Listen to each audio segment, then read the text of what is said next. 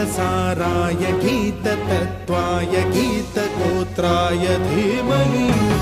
गूढगुल्फाय गन्धमत्ताय गोजयप्रदाय धीमहि गुणातीताय गुणाधीशाय गुणप्रविष्टाय धीमहि एकदन्ताय वक्रतुण्डाय गौरीतनयाय धीमहि गजेशानाय भालचन्द्राय श्रीगणेशाय धीमहि